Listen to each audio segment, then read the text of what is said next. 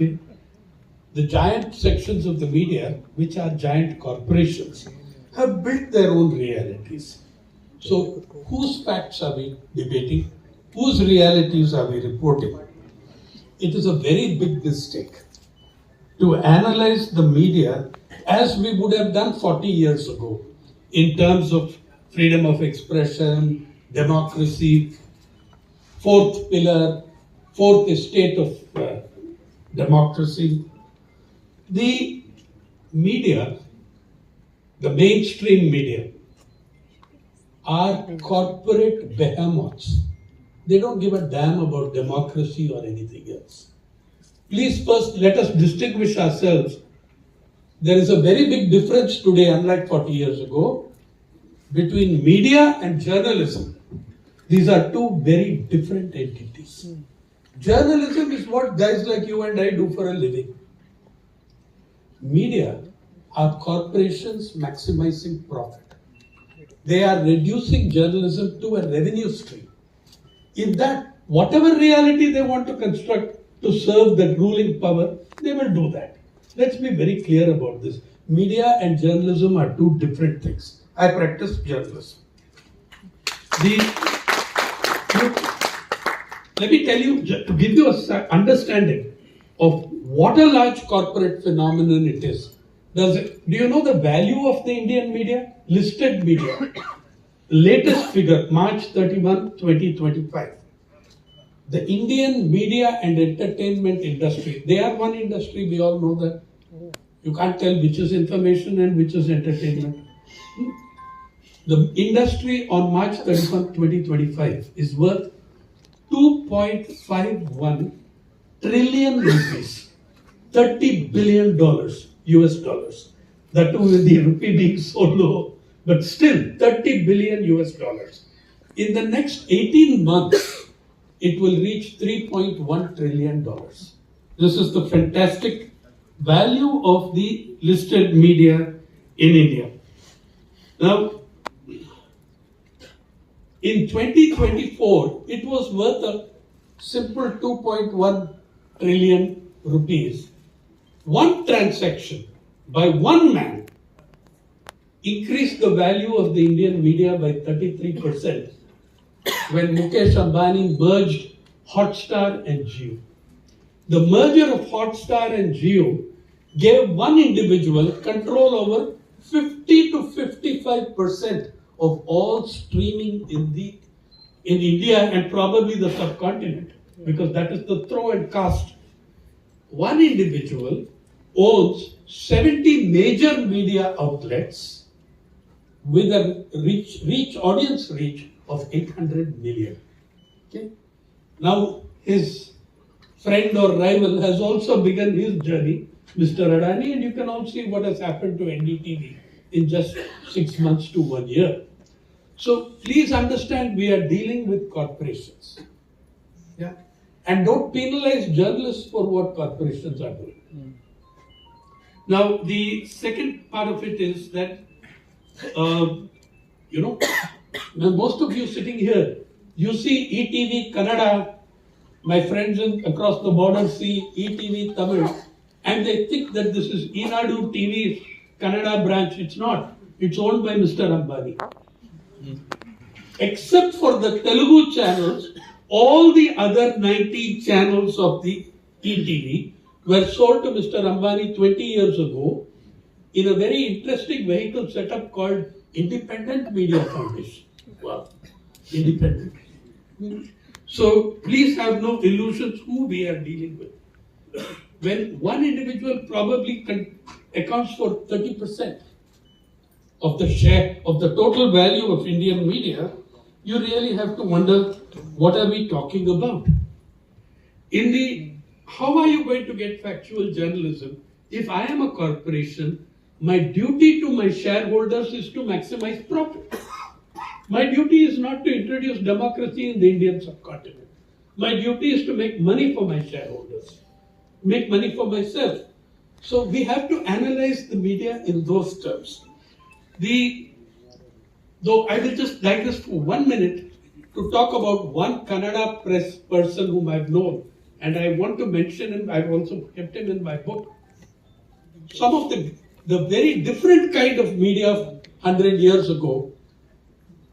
The Kannada press played a very great role, and one of them who died just 3 years ago, a man whom I knew and admired, H.S. Doreswamy, from this very city of Bengaluru.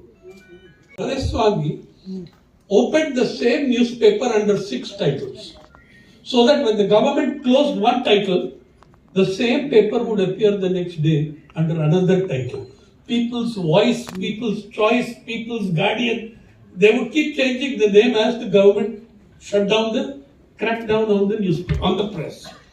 Yeah, so you had a very different, it has everything to do with who is owning the media, with the ownership of media, with monopolies. In the last 3 decades, there has been a convergence, non-technological convergence. Big media families have merged with big political families.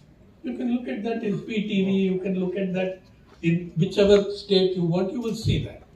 You've had big political families merging with big business families, and big business families going into both media and politics.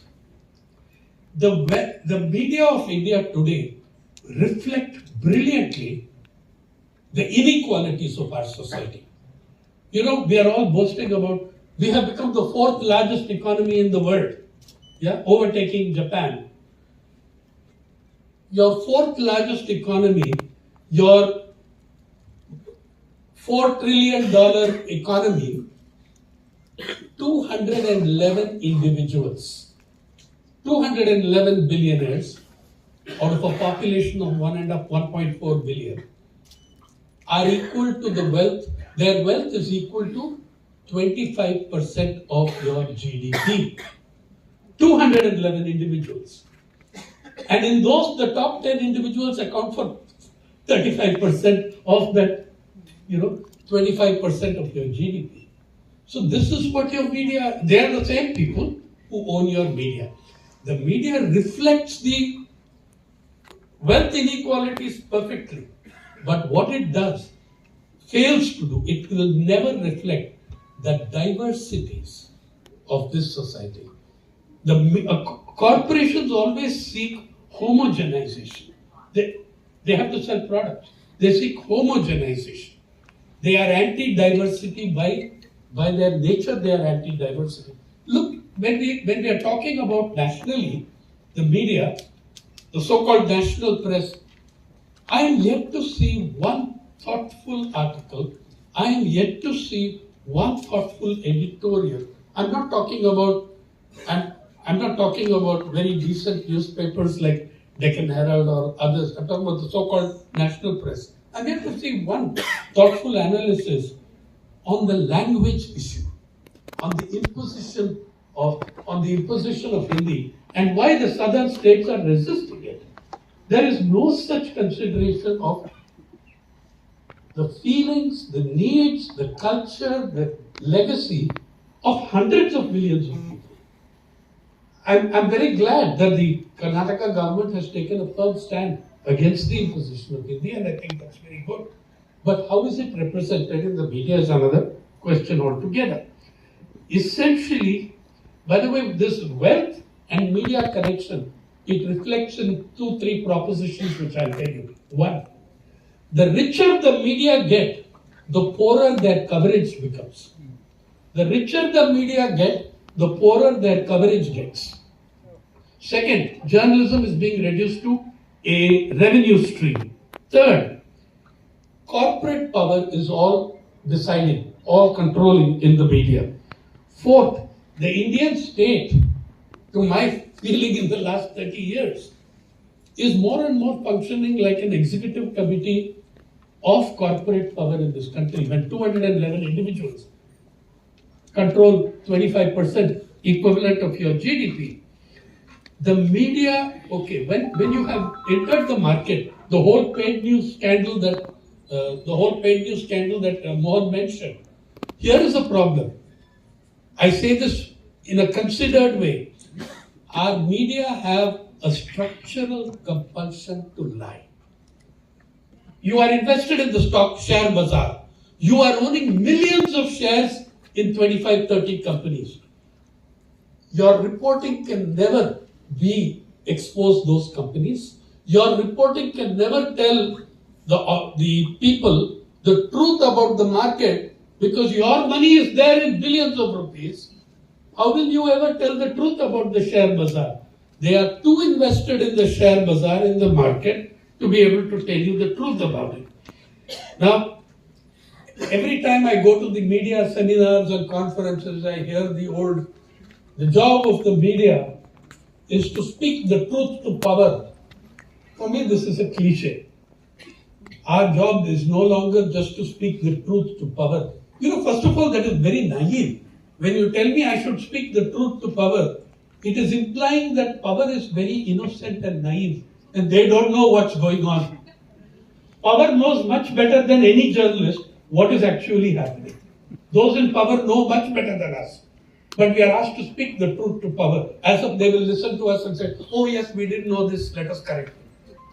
The real job of the journalist now is to speak the truth about power, constantly, incessantly, to speak the truth about power, the power structures that rule this country, who they are, what they are.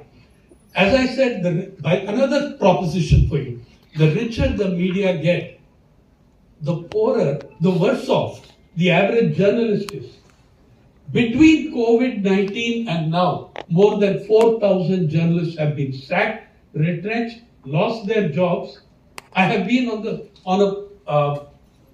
a press council subcommittee looking at the retrenchment. We sent questionnaires to all the newspapers. You should see the arrogance with which they replied to us.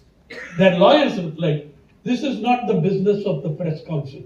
You have to worry about freedom of press. This is hiring practices of our company. What else do you have to pay? This is how. ನಿರಂತರ ಸುದ್ದಿ ಹಾಗೂ ಮಾಹಿತಿಗಾಗಿ ನಮ್ಮ channel like ಮಾಡಿ ಮತ್ತು subscribe ಮಾಡಿ.